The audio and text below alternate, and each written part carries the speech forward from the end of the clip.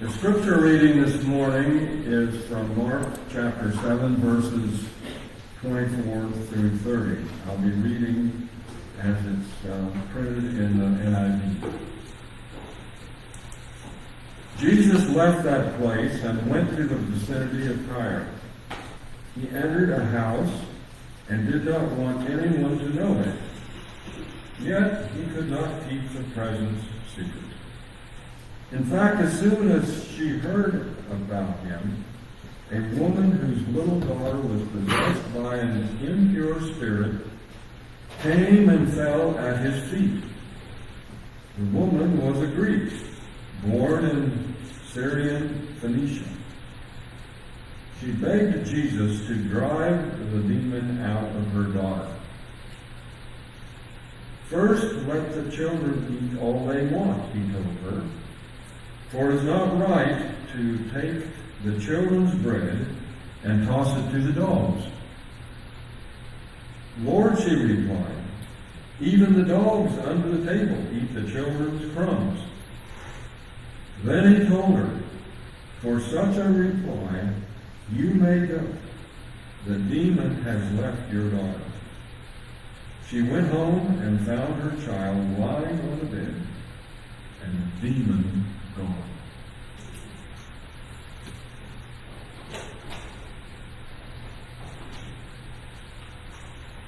I'm going to ask you to use your imagination just a little bit this morning. Can you imagine a young immigrant mother? We don't know what happened to the father, the husband, but a young immigrant mother arriving in a foreign country with her 2 children, unsure of how to provide for them. She faces language barriers, cultural differences, and has no support network. Her situation seems hopeless. Yet in this moment of desperation, a local church steps in. They offer her shelter, provide meals, and help her to find a job. Through this support, the mother experiences the tangible love of Christ. As a result, her family finds faith, and even her son eventually becomes the pastor of the very church that helped them. This real-world example mirrors this story of this Gentile woman in Mark chapter 7, 24 to 30, where this woman's faith transcends the cultural boundaries and it unlocks God's grace. In this passage, this woman who Mark refers to as a Syro-Phoenician woman approaches Jesus for her daughter's healing. Despite being an outsider, her faith stands in stark contrast, really, to the disciples' behavior, showing that faith, not heritage or status, is the key to God's grace. That's our one big idea today. Faith is the key to opening the door to God's grace. Before we examine the disciples' actions, which we're going to get to, can we take a few moments to look at this woman's faith which was so crucial to receiving the grace of Jesus in her deepest and most dire need. The passage again tells us that Jesus, having gotten into this argument with the religious leaders, and he's just, it seems like he's physically tired. Jesus was 100% man. He got hungry, he got thirsty, and he got tired. And it says that he needed to get away, and so they left the country of Israel that belonged to Israel, and he went north into the vicinity of Tyre. We're told he enters a house, and he didn't want anybody there knowing that he was there. He had his disciples with him, but he couldn't keep his presence secret. In fact, as soon as this woman heard about Jesus, she came to Jesus because she has this little daughter who was possessed by an impure spirit, and she came and fell at Jesus' feet. Mark tells us, he uses the phrase, she's a Greek. Doesn't mean she's from Greece. We've been told she was born in Syrian Phoenicia. She was born in what it would be modern day Syria or Lebanon. That's where she's from. But Mark is author, he's writing to Romans, so he's distinguishing between a Roman citizen and a non-Roman citizen. He's also making the distinction between a non-Jew and a Jew. Right? So he calls her a Greek, which the Romans would know. Okay, so she's not a Roman. She's a Greek. And she was born in Syrian Phoenicia. She begged Jesus to drive the demon out of her daughter.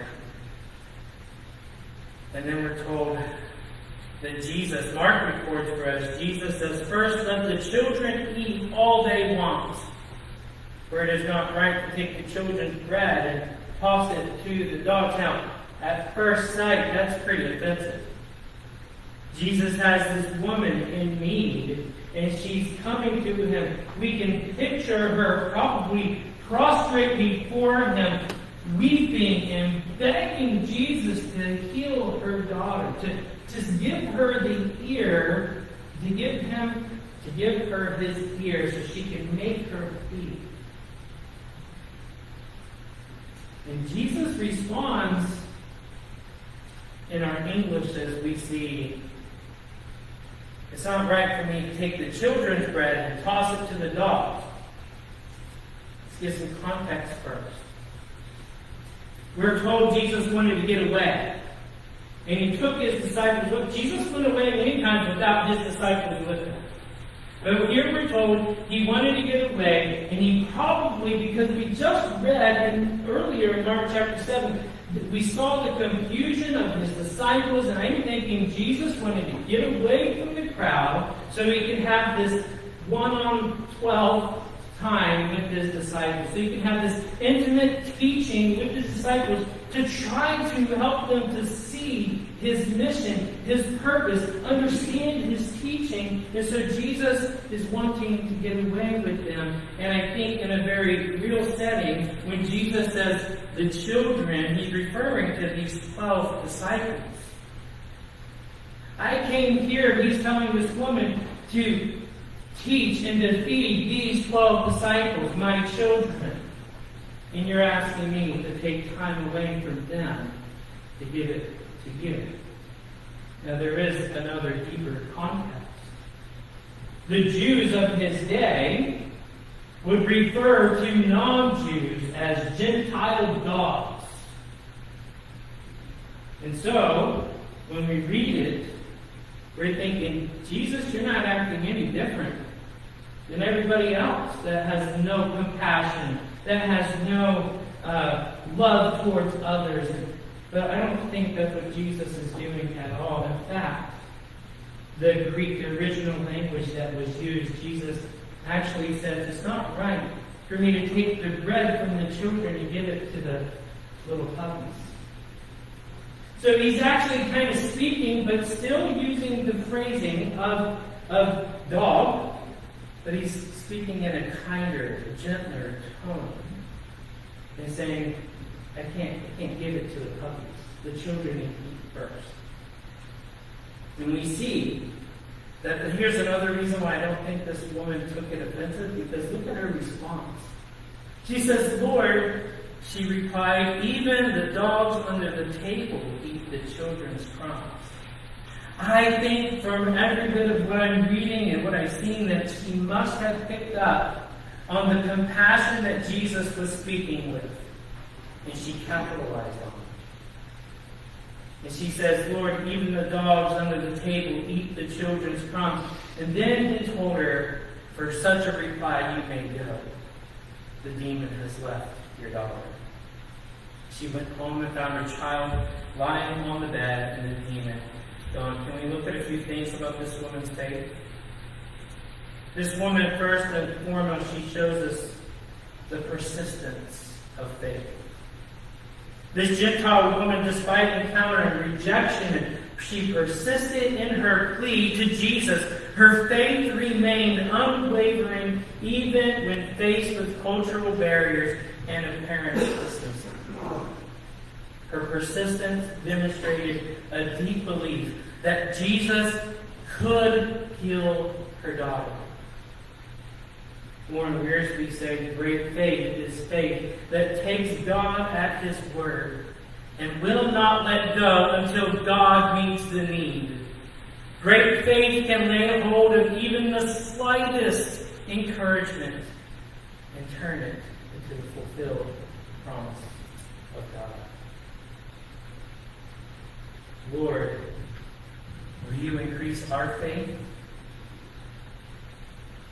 Jesus told a story in Luke chapter 18 of this woman who was having issues with the men of her town trying to take possession of her property. And apparently they did, and they did so unlawfully. And so she goes to this judge, and Jesus says he's a wicked judge.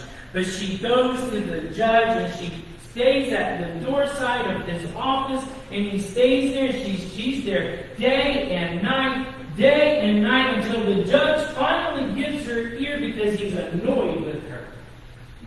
But she was persistent in her request. We can contrast that wicked judge with Jesus talking about your Father who is in heaven who loves you, who is a good Father. When He sees your need, He's not going to give you a scorpion when you ask for bread. He's going to give you the things that you need. But sometimes God doesn't give us that yes answer because He wants us to be persistent. Hebrews 11 verse 6 talks about a faith that pleases God is one that seeks Him. And God rewards those who seek Him. This woman was seeking Jesus, and she found Him, and she wasn't letting Him get out of her sight. True faith doesn't give up in the face of challenges. Like this woman, we are called to persevere in our faith, knowing that God does hear our pleas, and He responds to those who seek Him earnestly. I want you to also see, not only did she persist in her faith, but she had humility of faith. The woman's humble response when Jesus tested her shows the nature of her true faith. She accepted her position as an outsider, yet she trusts that even a small act of grace from Jesus would be enough to heal her daughter. Jesus begins His public teaching with Matthew chapter 5 verse 3, and He says, "Blessed are the poor in spirit." This woman was broken and poor. She was desperate for God. And it humbled her. She had a humility of faith. In James chapter 4 verse 6, we're told that God shows favor to the humble. This woman's humility opened the door to receiving God's grace. For you and I, humility must be central to our faith. We must recognize that our own inadequacies and we must recognize our own inadequacies, and we must approach God with a humble heart, just as this woman did. True faith doesn't demand, it submits to God's mercy. True faith doesn't demand, it submits to God's mercy. And the last thing that we can see about this woman is the power of faith. Jesus commends the woman for her great faith, and He grants her request, healing her daughter. Her story demonstrates the faith, that faith, no matter how unlikely the source, can move the heart of God. Matthew 17:20, we're told Jesus taught that even faith the size of a mustard seed can move mountains. The woman's faith, though seemingly small, and from this unexpected source, was again powerful enough to bring about a miracle. And all throughout Hebrews 11, we're told that those that practice faith and are consistently showing faith, we're shown in Hebrews 11 that faith is consistently shown to be the key to receiving God's promises. Matthew Henry, the great commentator, said, "Faith makes obstacles into helps, and stones of stumbling into stepping stones to higher things." For you and I, we must have faith.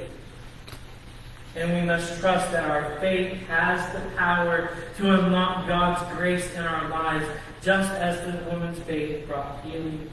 Our faith in God's ability to act can lead to transformation and grace in our own lives. But there is something a little more that I think I need to share with Salem Church today. Not as a rebuke, but more as an encouragement. We also need to examine the actions of the disciples, who, rather than helping this woman, they were very actively trying to hinder this woman from getting the help that she was asking for. Matthew 15 is the same story, and it reveals to us a little nugget that isn't revealed to us in Mark. Matthew chapter 15, it says, when Jesus, and starting in verse 23, says, Jesus didn't answer her a word. So his disciples came to him and urged him, "Send her away, for she keeps crying after us." I remember a few years ago as I was reading this passage afresh, and I read where the disciples were like, "She keeps crying after us," and the Holy Spirit convicted me and saying, "She doesn't want the disciples. She wants Jesus." And they're coming to Jesus and saying, "Send her away. She's bothering us. She's annoying us." We could see a contrast between the Syrophoenician woman's faith and the disciples' attitudes. As this woman sought Jesus for healing, the disciples acted in ways that could have hindered her from coming to him. Their attitudes reflected this broader struggle that we can see throughout the Gospels. Sometimes, rather than helping others come to Jesus, they unintentionally created barriers. The disciples created barriers by creating cultural barriers and excluding folks from Jesus. Here in our own passage, we see the disciples told Jesus to send her away. She was an outsider. Why give her attention? They were annoyed, and it reflected that. And their annoyance was reflected in their mindset that excluded those who did it the wrong, potentially discouraging this woman from coming to Jesus. They also failed to understand Jesus' mission. This has happened more than one time, where the disciples often misunderstood Jesus' mission, seeing him primarily as a Jewish Messiah. They didn't grasp his mission to all nations. Their narrow view could have kept the woman from receiving grace had she not persisted. They also had some misplaced priorities. The disciples in Mark chapter 10, we're told how they rebuked parents for bringing children to Jesus, and they again focused on their own comfort and their own idea of order rather than helping those in need of Jesus. And this attitude, again with this woman, could have prevented the woman from approaching Jesus. And so the challenge to Salem Church is, are we more like the disciples in this situation? Or are we being more like Jesus? Receiving people into our presence and offering them grace. So we can ask ourselves a few questions. Are we, like the disciples, sometimes hindering others from coming to Jesus by faith? Do we ever create barriers through cultural or social justice? The disciples reflected this, their reaction to this woman reflected this bias. Do we allow cultural or social differences to create barriers between us and others? Or are we truly welcome to all people from all backgrounds? Or do we ever make them feel like outsiders? Are we more concerned with comfort than outreach? Are we ever more concerned with comfort than outreach? The disciples focused on comfort rather than embracing the needs of others. Are we willing to step outside of our comfort zone to reach those in need, even if it's inconvenient? And a final question. Do we understand the full scope of Jesus' mission? Jesus' mission extends to everyone, regardless of their background. Do we grasp the full scope of Jesus' call to bring the gospel to all? Or are we focused only on those who fit our own expectations? I'm going to pause real quick and say, Salem, I know that these are not reflections of Salem Church. Hardly at all. I'm sharing it simply as a challenge to make sure that we don't ever fall back into acting like disciples in this situation. We need to be the disciples that were transformed by the resurrection of Jesus in Acts, that went out and shared the gospel with everyone. The disciples finally got it. They finally understood it, but it took some time. We have that understanding that the disciples had in Acts. And we can be people that don't create barriers, but welcome all in to share the gospel of Jesus with them. So, the story of the Syrophoenician woman serves as a profound reminder that faith transcends boundaries and unlocks God's abundant grace. Her persistence, her humility, and her unwavering faith not only brought healing to her daughter, but also demonstrated to all of us the key to receiving God's favor. Just like that church at the beginning of our sermon that helped an immigrant mother and her children in the introduction, the Gentile woman found herself on the outside, unwelcome, desperate, and in need of hope. Both stories show how faith can break through the cultural, social, and economic barriers. In the same way that this immigrant family experienced God's love through the actions of a compassionate church, this woman experienced God's grace because she dared to approach Jesus, despite the disciples' attitudes and the cultural divide. For us, this is a call to embody the same faith. A faith that goes beyond words. A faith that manifests itself in love and service and including all into hearing that message of Jesus. We are called to be like the church in the introduction, responding to the needs of the marginalized, breaking down barriers, and offering the grace of God to those who may feel far from it. Let us be a church that lives out faith beyond borders, welcoming all who seek Jesus, regardless of their background or situation. Just as the immigrant family found a new life through the love of that church, may we be agents of grace for others, creating a space where faith flourishes and lives are transformed. May we also, like this woman, approach God with persistent faith and humble hearts and a deep trust in His power to heal and restore and provide. May we as a church be known for the kind of faith that not only transforms us, but extends God's grace to all those who seek it. As we go forward today, Let us be inspired to persist in our faith, to remain humble, and to break down the barriers that keep others from experiencing the love and grace of Christ. Faith is the key to receiving God's grace, and we are called to live out that truth by extending God's grace to those around us. May the preaching of God's word not return